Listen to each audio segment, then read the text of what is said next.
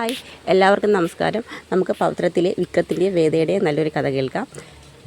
പെൺകുട്ടിനെ കൂട്ടി വേദയും വിക്രം ഹോസ്പിറ്റലിലോട്ട് പോവുകയാണ്. ആ സമയത്ത് തന്നെയാണ് ജോബി ശ്രീകാന്തിനെ കാണാനായിട്ട് വരുന്നത്. വിക്രത്തിനെയും വേദയെയും കുറിച്ചുള്ള വിശദ വിവരങ്ങൾ പറയണമെന്നുണ്ടെങ്കിൽ 20 ലക്ഷം രൂപ കൊടുക്കണമെന്ന് ജോബി ശ്രീകാന്തിനോട് പറയുന്നു. 20 ലക്ഷം രൂപയോ? അതെ, ഞാൻ നിങ്ങൾക്ക് 20 ലക്ഷം രൂപ തരുന്നത് കൊണ്ട് നിങ്ങൾക്ക് കോടിക്കണക്കിന് രൂപയുടെ ലാഭമില്ല ഉണ്ടാകാൻ പോകുന്നതെന്ന് പറയും. ശരി, എനിക്ക് അച്ഛനോടും സംസാരിക്കണമെന്ന് പറയും. അങ്ങനെ വർഷയുടെ അച്ഛനോട് വിളിച്ച് സംസാരിക്കും, ചന്ദ്രശേഖരനോട്. അങ്ങനെ ചന്ദ്രശേഖരൻ പറയും ഞാൻ അങ്ങോട്ട് വരുന്നതെന്ന് പറയുന്നുണ്ട്.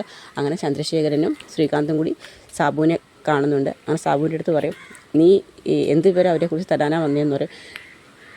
ഞാൻ പറയുന്ന കാര്യം നിങ്ങൾ വിശദമായിട്ട് കേൾക്കണം. ഇതിനകത്ത് ഈ കാര്യങ്ങളൊക്കെ സാബു സാറാണ് പറഞ്ഞത്.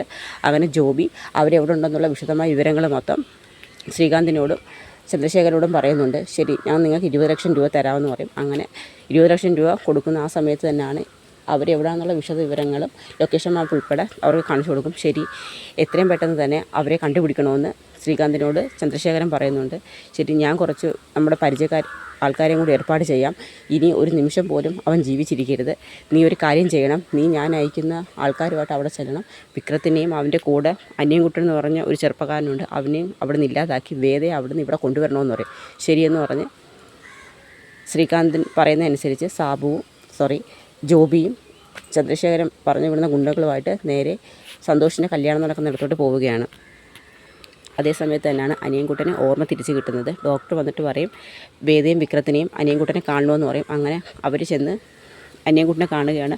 വിക്രത്തിനെ കാണുന്നതും അനിയൻകുട്ടൻ കാര്യം, എന്താ അനിയൻകുട്ടൻ, എന്താ നിനക്ക് പറ്റിയെന്ന് ചോദിക്കും.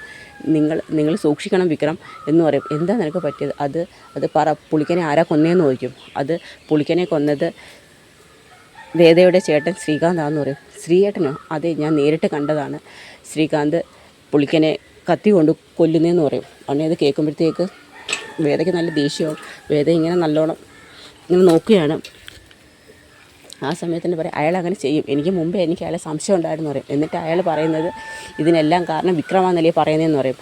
ഞാൻ നേരിട്ട് കണ്ടതാണ് വിക്രം, നിങ്ങൾ സൂക്ഷിക്കണം, നിങ്ങളെയും അവരെ അപകടപ്പെടുത്തുമെന്ന് പറയും.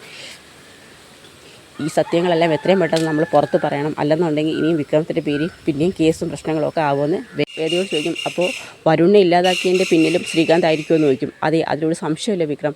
അയാൾക്ക് ഹർഷനെ കൊണ്ട് തന്നെ വിവാഹം കഴിപ്പിക്കണമെന്ന് പറയുന്നതിൻ്റെ മെയിൻ ഉദ്ദേശം തന്നെ അയാൾക്ക് കമ്പനി വിട്ടുപോകാതിരിക്കാനാണ്. കമ്പനിയുടെ മേജർ ഷെയറും എൻ്റെ പേരിലാണ് മുത്തശ്ശൻ എഴുതി വെച്ചിരിക്കുന്നത്. അതുകൊണ്ട് ഞാൻ ഹർഷനെ വിവാഹം കഴിച്ച് കഴിഞ്ഞാൽ ഞങ്ങളുടെ സ്വത്തുക്കളൊന്നും പുറത്തെവിടെയും പോകത്തില്ല, കുടുംബപരമായിട്ട് തന്നെ വന്നു ചേരും. അതുകൊണ്ട് തന്നെയാണ് അയാൾ അത്രയും വിവാഹത്തിന് എന്നെ നിർബന്ധിച്ചത്. അതുപോലെ വരുണാണ് ഒരുപക്ഷെ തൻ്റെ അനിയത്തെ വിവാഹം കഴിക്കുന്നുണ്ടെങ്കിൽ ആ സ്വത്തുക്കളൊക്കെ അയാൾക്ക് നഷ്ടപ്പെടാം. അതുകൊണ്ട് തന്നെ അയാൾ തന്നെ ആയിരിക്കും വരുണിനെ ഇല്ലാതാക്കിയെന്നുള്ള കാര്യവും വേദ വിക്രത്തോട് പറയുകയാണ്.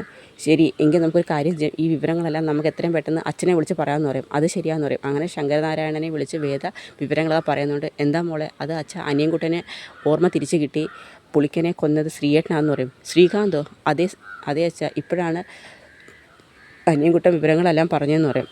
അതിന് മുമ്പ് ഒരു തവണ ശങ്കരനാരായണൻ പറഞ്ഞിട്ടുണ്ടായിരുന്നു ശ്രീകാന്തിനോട്, പുളിക്കൻ്റെയും മരണത്തിൽ നിനക്ക് എന്തെങ്കിലും പങ്കുണ്ടെങ്കിൽ പിന്നെ നീ ഒരു നിമിഷം വീട്ടിൽ കാണത്തില്ല എന്ന് ശ്രീകാന്തിനോട് മുന്നേ പറഞ്ഞിട്ടുള്ളതായിരുന്നു. ശ്രീകാന്തിൻ്റെ ചില പ്രവൃത്തികളിൽ നല്ല സംശയവും ജഡ്ജി സാറിനുണ്ടായിരുന്നു. ശരി, ഞാൻ അവിടെ വരാം, വന്ന് ഞാനായിട്ട് തന്നെ അവൻ്റെ മൊഴിയെടുക്കാമെന്ന് പറയും. ശരി അച്ഛാന്ന് പറയും. നിങ്ങൾ നല്ലോണം ശ്രദ്ധിക്കണം, സൂക്ഷിക്കണം എന്നൊക്കെ അച്ഛൻ മകളോട് പറയുന്നുണ്ട്. ആ സമയത്ത് സേതു അങ്ങോട്ട് വരികയാണ്. നിങ്ങളിനി എത്രയും പെട്ടെന്ന് തിരിച്ച് നാട്ടിലോട്ട് പോകുമെന്ന് ചോദിക്കും. അത് ഞങ്ങൾ എന്തായാലും വന്നത് സത്യം അറിയാൻ വേണ്ടിയാണ്, പക്ഷേ ഇവിടെ വെച്ചാണ് ഞങ്ങൾക്ക് ഒരുപാട് കാര്യങ്ങൾ ചെയ്യാൻ പറ്റി. ഞങ്ങൾ കാരണം മുടങ്ങിപ്പോയ സന്തോഷിൻ്റെ ശ്രീലക്ഷ്മിയുടെ വിവാഹവും കൂടി നടത്താൻ ഞങ്ങൾക്ക് പറ്റി. അതുകൊണ്ട് ഞങ്ങൾ ആ കല്യാണം കൂടിയതിന് ശേഷം ഞങ്ങൾ പോകത്തുള്ളൂ. എന്തായാലും ഇവിടം വരെ ആയില്ലയോ, ഇനി നമുക്ക് കല്യാണം ഫംഗ്ഷൻ കഴിഞ്ഞതിന് ശേഷം നമുക്ക് വീട്ടിലോട്ട് പോകാമെന്ന് പറയും. അച്ഛനെ വിളിച്ച് വിവരങ്ങളെല്ലാം ഞങ്ങൾ പറഞ്ഞിട്ടുണ്ടെന്ന് പറയും. ശരി, എങ്കിൽ നമുക്ക് കല്യാണം നല്ല അടിച്ചു പൊളിച്ച് ആഘോഷിക്കാമെന്ന് സേതു പറയും. അങ്ങനെ എല്ലാവരും ചേർന്ന് കല്യാണ ആഘോഷം നടക്കാൻ ഡാൻസും പാട്ടുമായിട്ട് എല്ലാവരും നല്ലോണം എൻജോയ് ചെയ്യുകയാണ്. ആ സമയത്ത് തന്നെയാണ് ജോബിയും ഗുണ്ടകളും കൂടി ചേർന്ന് അങ്ങോട്ട് വരുന്നത്. അവരുടെ മെയിൻ ഉദ്ദേശം എന്ന് വെച്ച് കഴിഞ്ഞാൽ വിക്രത്തിനെയും അനിയൻകുട്ടനെയും കൊന്നിട്ട് വേദയെ അവിടുന്ന് കടത്തിക്കൊണ്ട് പോകണം എന്നുള്ളത് തന്നെയാണ്. അതിനായിട്ടാണ് അവരും വരുന്നത്. അപ്പം അതിൻ്റെയൊക്കെ വിശേഷങ്ങളാണ് നമ്മൾ ഇനി വരുന്ന ദിവസങ്ങളിൽ കാണുന്നത്. അപ്പോൾ എല്ലാവർക്കും വീഡിയോ ഇഷ്ടമായ ഒന്ന് സപ്പോർട്ട് ചെയ്യണേ. എല്ലാവർക്കും ഒരു നല്ല ദിവസം നേരുന്നു. നന്ദി.